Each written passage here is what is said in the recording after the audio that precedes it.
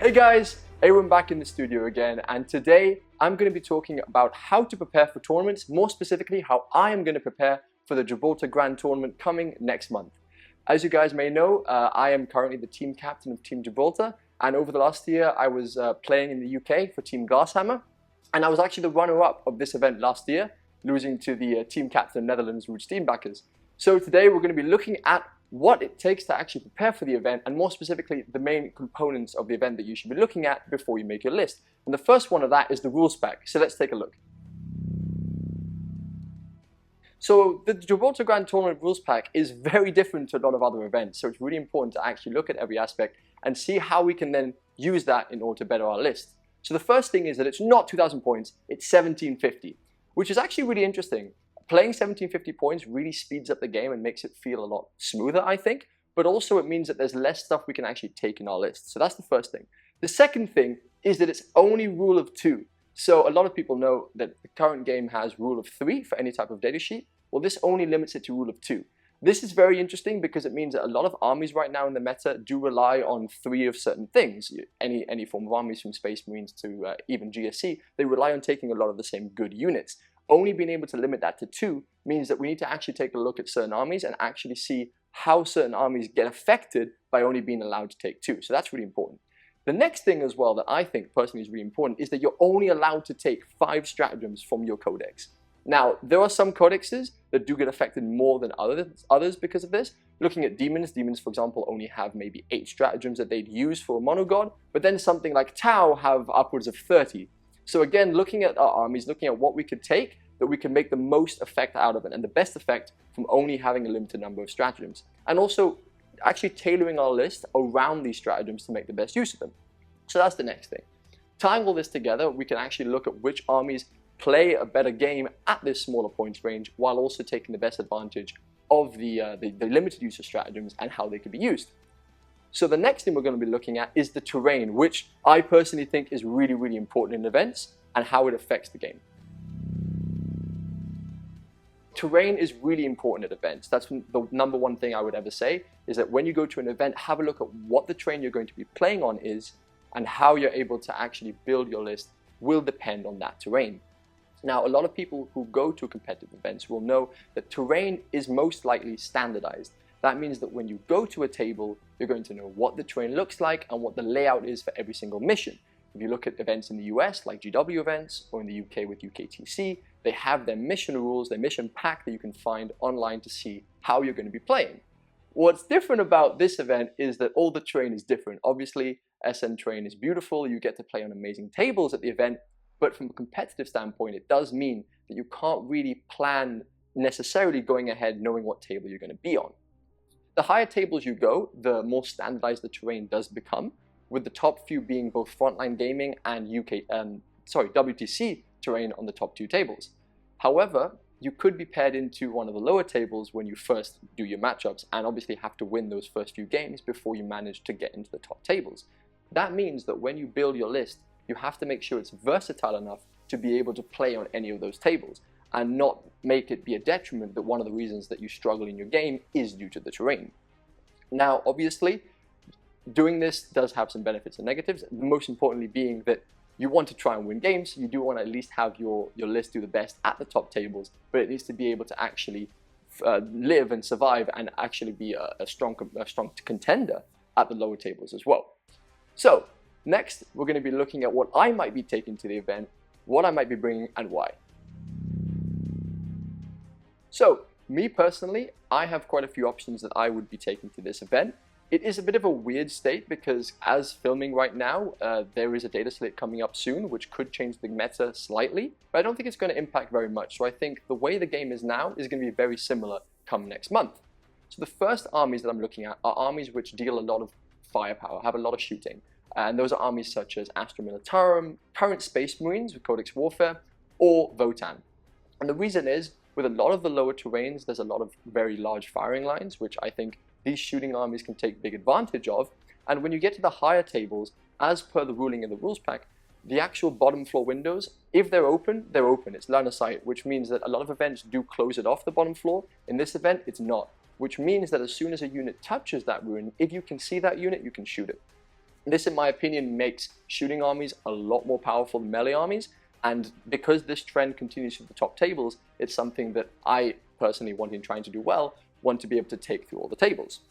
Now, Astra Militarum, being a very new book, have a lot of good power. My only worry with them is the fact that they have so many good rules to them, and I'm limited to 5 stratagems. That means that I have to really be careful about what I choose and where I choose them, because there's so much that I could do, but I'm limited. And that limitation is something I really need to take into consideration. Votann, I think, are a very interesting army. They do struggle a bit at 1750, I think, because they're very expensive.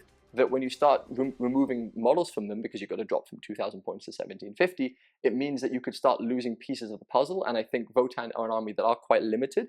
The firepower is definitely there, but it's whether I feel that they have enough playing power for the mission, because yes, going to just try and do damage is one way of playing, but you also got to be able to play those closer games, whether they're able to do that.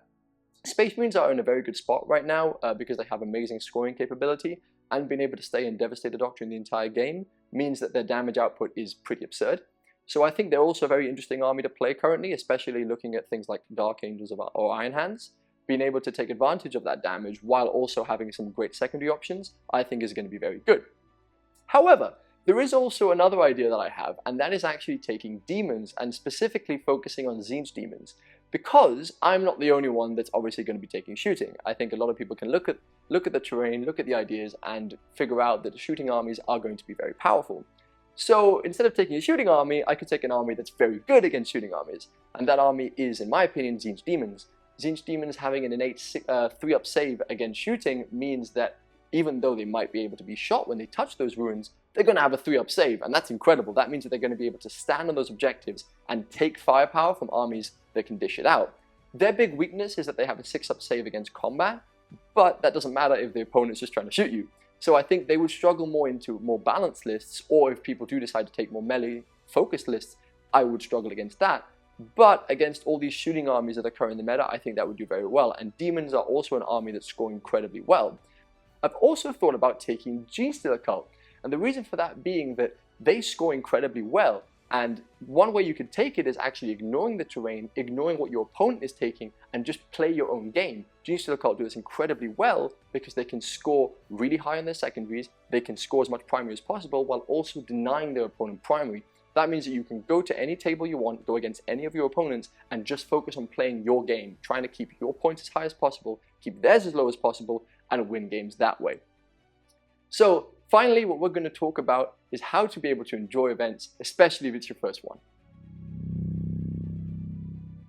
Okay, so the first and most important aspect of this is to have fun. Now, especially if you're a newer player and you could be quite intimidated by going to an event, especially an event of this size. I think there was over 70 people coming to this event, so if you were thinking about going to another event or to this event, it could be quite intimidating at first to actually want to go, and you might be a bit scared. I mean, I was. For the first few events I went to, you don't know anyone sometimes as well. It's a new place, it's a different place, but the most important thing is that you're there with everyone else, part of the hobby, and we're all there to have fun. So that's the most important thing, is to just enjoy your games and really just take it as a really fun time. The second thing I can really say is to focus on your itinerary. So most events, including this one, on the actual rules pack, they will have a date and a time for everything that you have to do. This will be the times you have to make each match, what time you have for lunch, what time you have to be there on the second day if it's a 2-day event, etc. I would say the most important thing is timekeeping. Make sure that you make those times that you're there for your table, not just for yourself, but for your opponent as well, because as much as you're there to play the game, so is your opponent, and you're both there to have a good time. So it's important that everyone's there on time to make sure that you can both enjoy the experience and enjoy the game. Further to that, when you actually go to the table, be nice to your opponent, I mean, we're both there as literally just playing toe shoulders, and we're there because we love it, right? So make sure that when you go through your army, you explain everything, and you explain it and find out about your opponent, talk to them, because ultimately, like when you go to events, this is where we make friends. The amount of friends I've met from all around the world that have come from events are countless. So always be nice to your opponent, and always be upfront about everything. I think one good thing about that I think this format has for sure is that gotchas are a thing that a lot of people don't like in the events, obviously, because it doesn't feel good when someone gotchas you. And being able to have your 5 stratagems listed in front of you on your army list, or if you can put it down on like data cards or anything, is really, really helpful for a lot of people, being able to see what your opponent can do.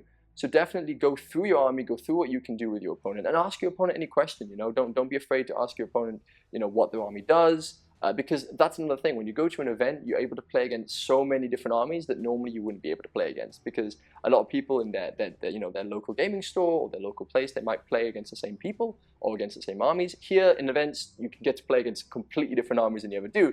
And there's so many armies in 40k that you might not know what all of them do. So ask any questions, ask what your opponent can do, and you know, I'm sure they have questions for you. So be upfront about that, be friendly, and really just help them out as well.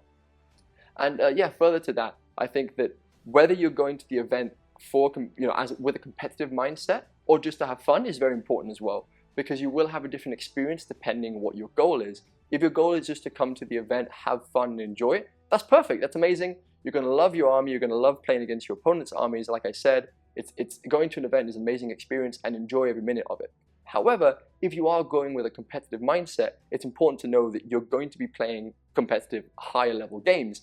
So it's important to bring things like a chess clock, bring things like your army rules fully out, because both you and your opponent are going to be there with a certain level of expectation, and that is that you're going to have a very high competitive level game. So make sure you go there ready, and be prepared to play these more competitive games. So that's it for me. That's it for this video. I hope you enjoyed, guys. Hopefully you see a lot more of me now, especially on the competitive side of SN. And yeah, see you in the next one. Goodbye, guys.